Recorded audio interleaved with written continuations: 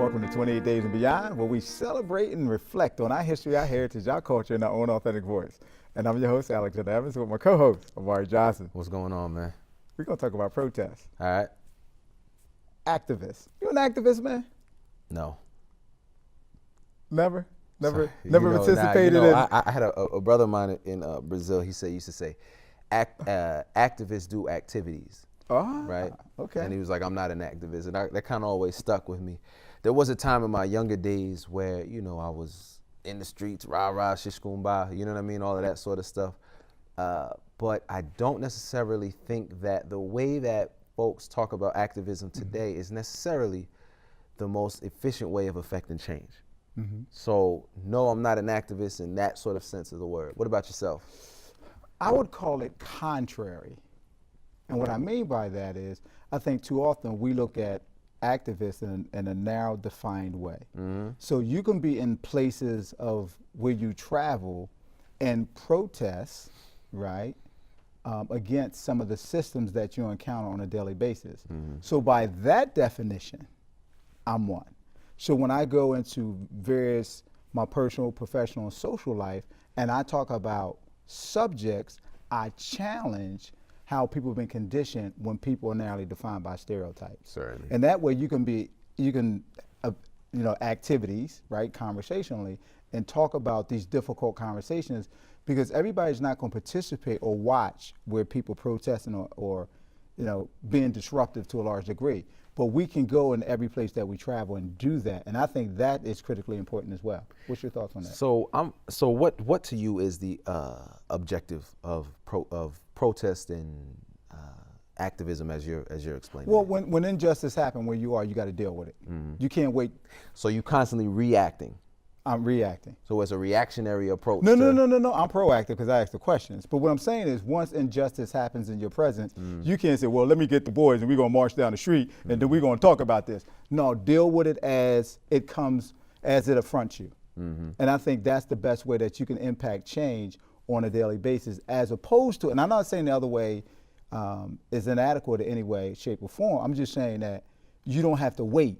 You don't have to be with a group. Yeah. You can still participate, and when you see injustice served, wherever you are, and deal with it. So, we've, looking at the past maybe 50 or 60 years, we see these things coming in waves, right? You have the Civil Rights Movement, Black Power, then you had the anti-apartheid movement, then you've got now Black Lives Matter and a sort of new wave of young activists.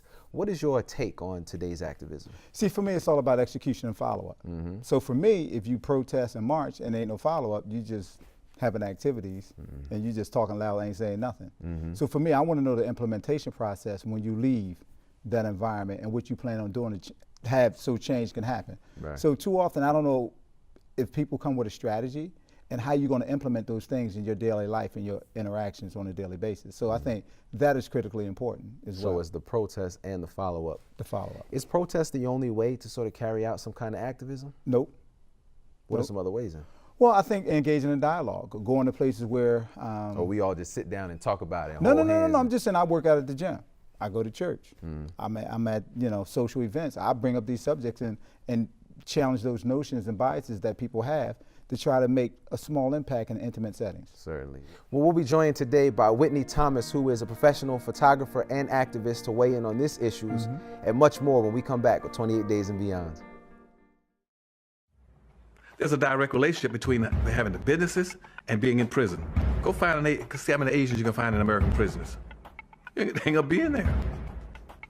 But 51% of your prison will be black because blacks don't have any businesses and industries. There's a direct link. Blacks won't practice group economics. Black won't practice group politics. If you don't practice, you're setting yourselves up. I told that 5-story building, you're setting yourself to get wiped out.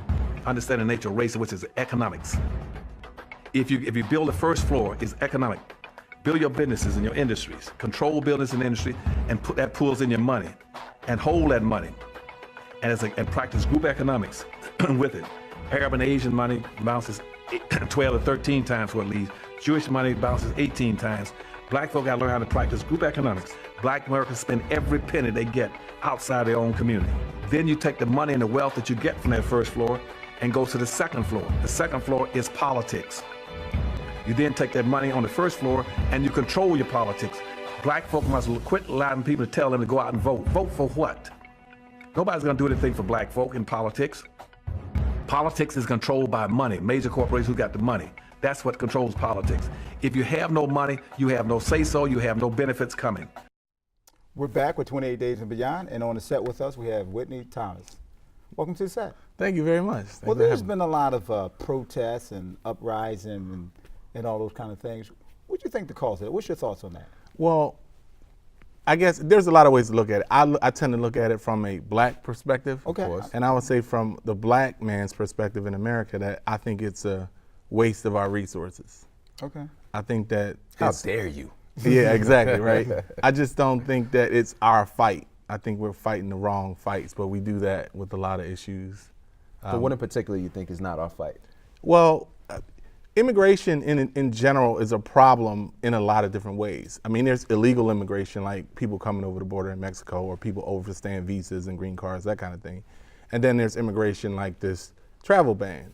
So both issues, I think, are problematic for us because illegal immigration depresses wages for low education, low income workers. Mm-hmm. I think that's a well-known fact. And it's like we're protesting for illegal immigration to depress our own wages. Now, these are primarily people with high school degree or high school diplomas and below, but that's a large majority of the black population.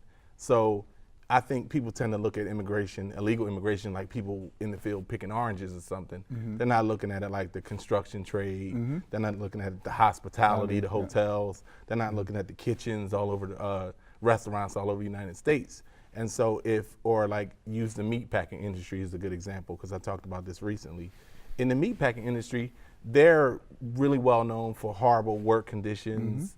Mm-hmm. They don't have fair labor practices, and they actually bust in illegal immigrants. Mm-hmm. Now, they can do that because they're such a strong lobby, and they just have so much power.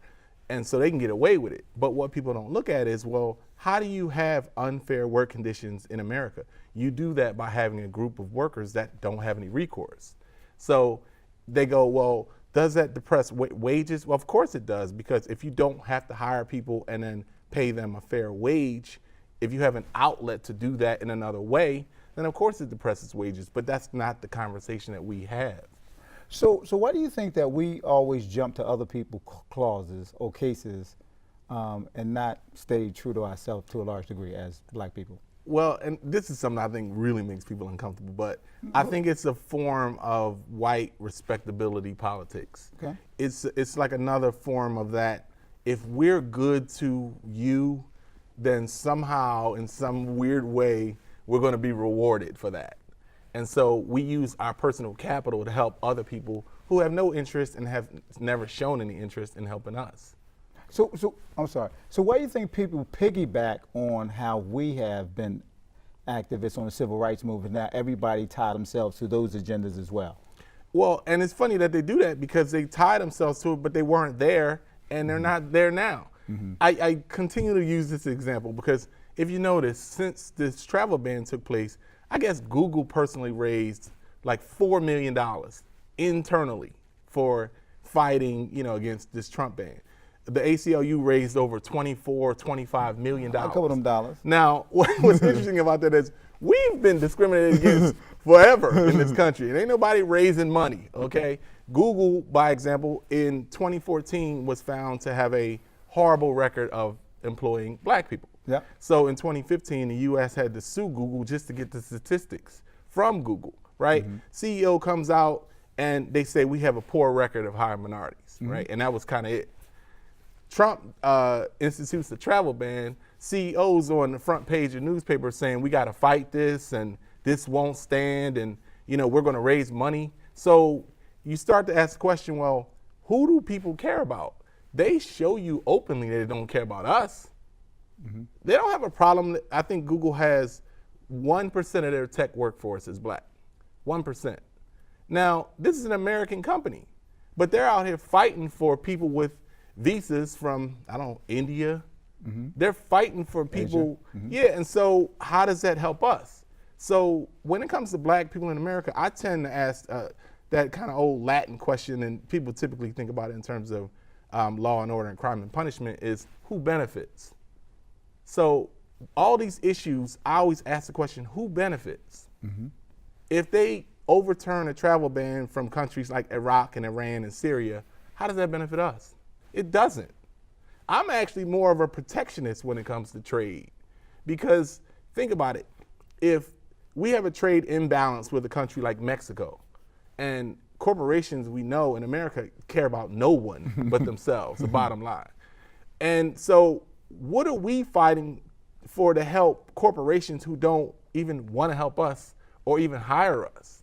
We're on the wrong picket lines. So there's a few different things I want to ask you about here. So on the one hand, so you're saying that basically this travel ban is not our fight. Exactly. All right.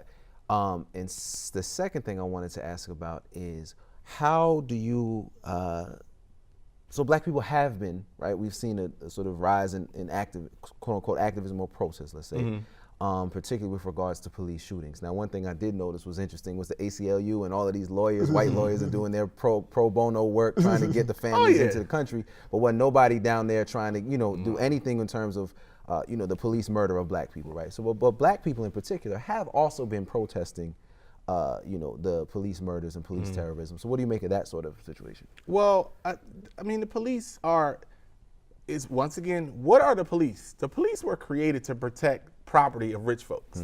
That was the origin of the police in the United States.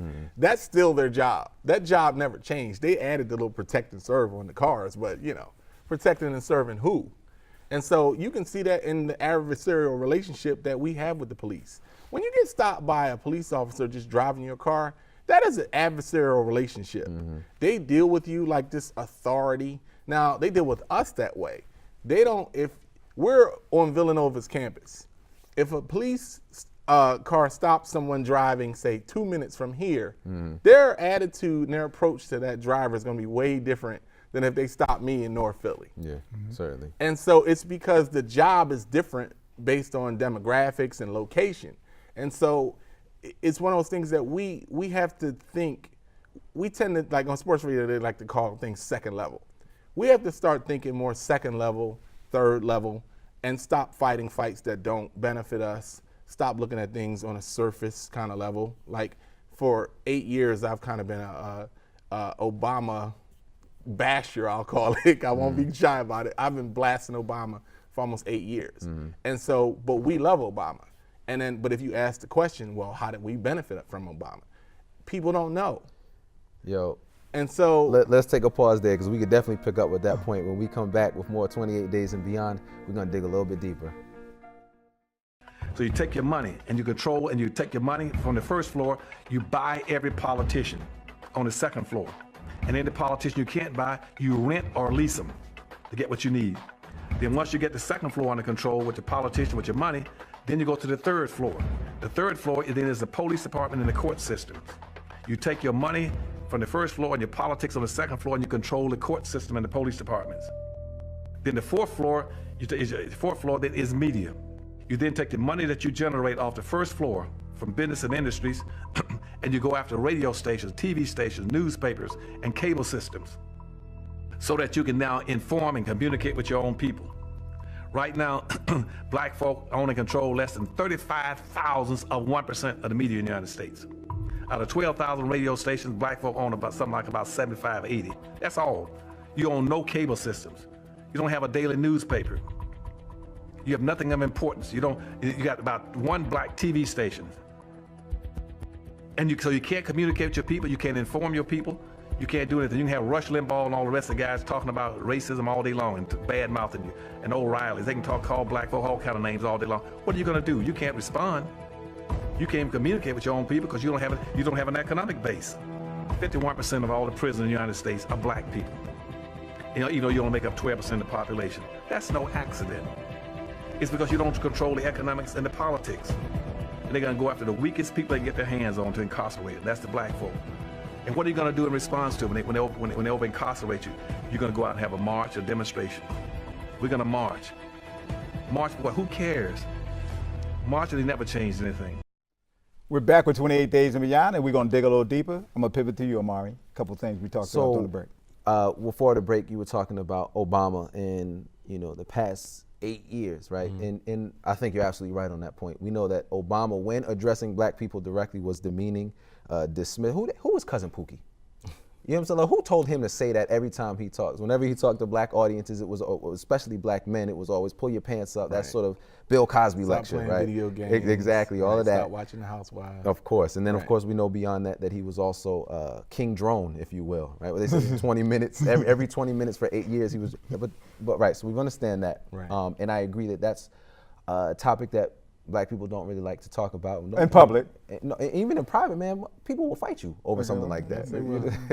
But what I want to get back to though is this idea of immigration, because I know there are some viewers who found that to be, I'm sure, controversial to say the least, right?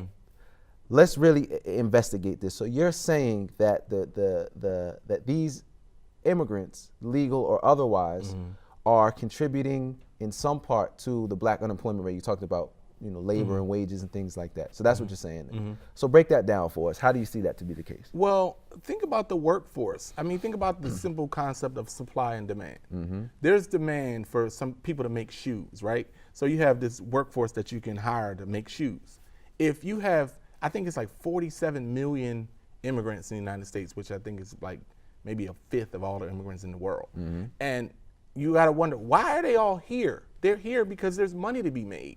So if you took that 47 million people out of the American workforce, that means you got to hire Americans. And one of the problems that I have with black people is I think we underestimate the value of American citizenship. It's almost one of those times where you need to be waving the American flag. Your ancestors helped build this country with blood and sweat and everything else. So that American citizenship that you have as a birthright has value to it. Why are we protesting to give that value away to other people whose ancestors didn't die here? But when you talk about who benefits, how has that so-called citizenship of black people historically benefited black people? Well, even when there were not immigrants. In a lot of ways, it hasn't. Right. Because we typically fight too many battles that don't benefit us. We have solidarity with people who don't have solidarity with us. One of the biggest issues I constantly bring up is the concept of reciprocity. If you were sitting here, if on this panel we had people from all 7 countries that were banned and someone from Mexico, and I said if they shot a brother on Broad and Walnut tomorrow, how many people from Syria and Yemen and Somalia or Mexico would be out there protesting? Right. None.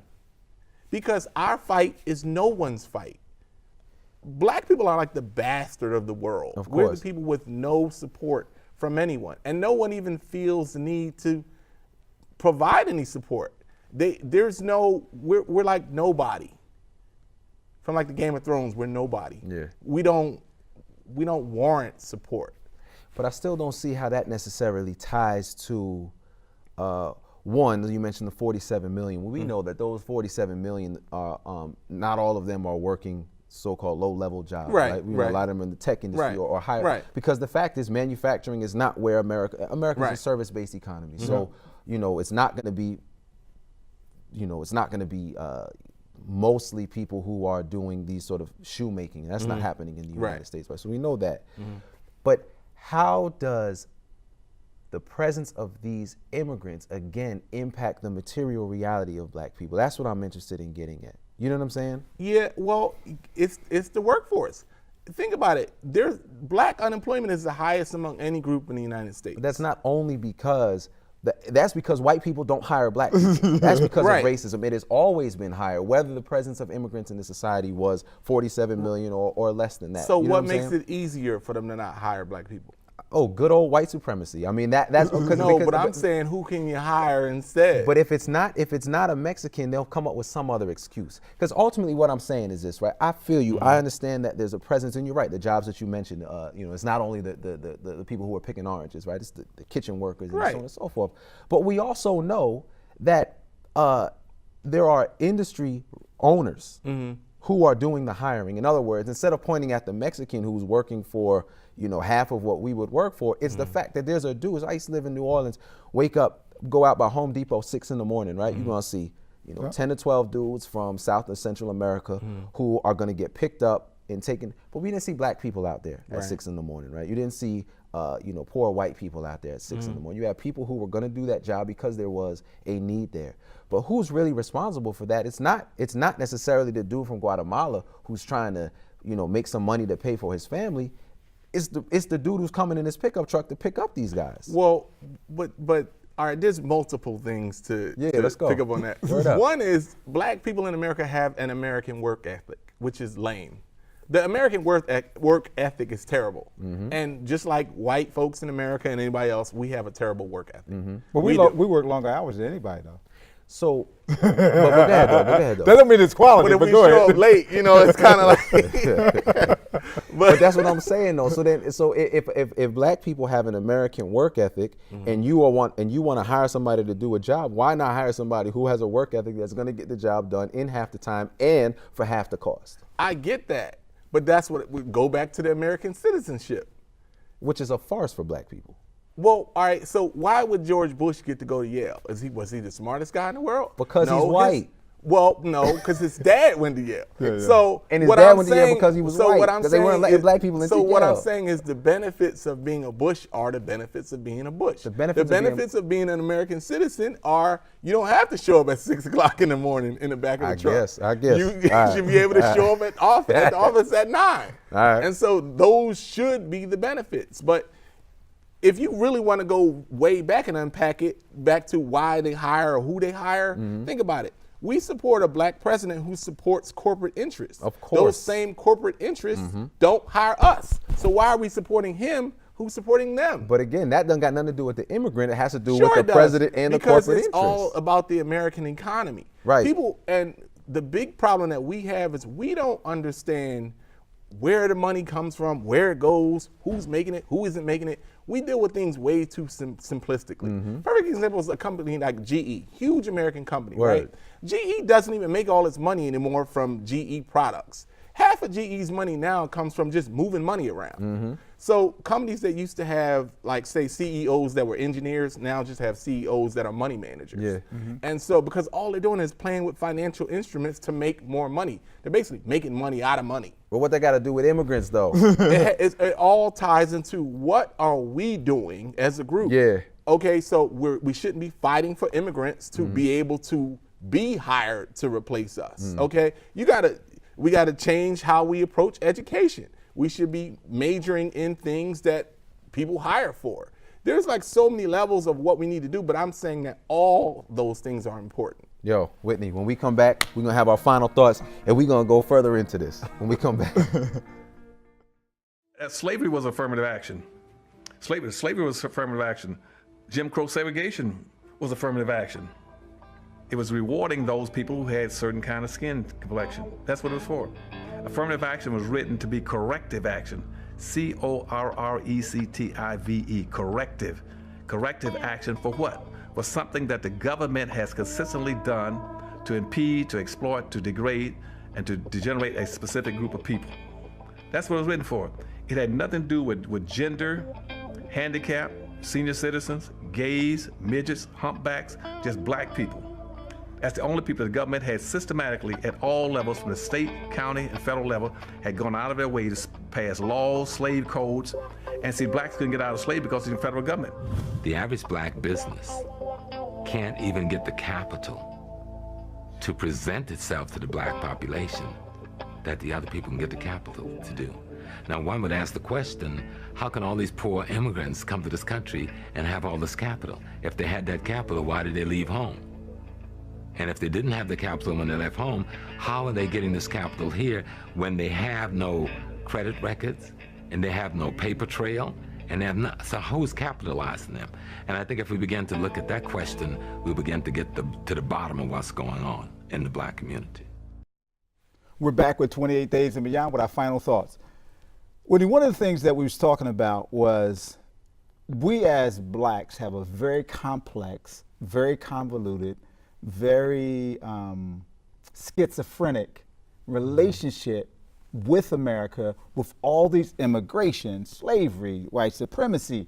It seemed like we can't get our footing to resolve this. And even within, without, What's your thoughts on that? Because it ain't simplistic. It's a lot of complexity to this. I think that when you've had the experience that we've had, it impacts you. So being children of slaves and being a group that was brought here in chains, and you have to develop, I guess, a certain mindset just to survive that. You have to have the ability to love people who don't love you, otherwise you just go insane. And other groups haven't had to do that. And so I think that our psyche has been impacted by being slaves. It's like I mentioned the idea of being a battered wife. She may love her husband and he provides for her, but he's still beating her. But that love and the provision that he provided created some dynamic that she can't quite separate herself from. Some distortion. Right. And so what I think that, and it goes back to the beginning, what we need to focus on is our own selfish preservation.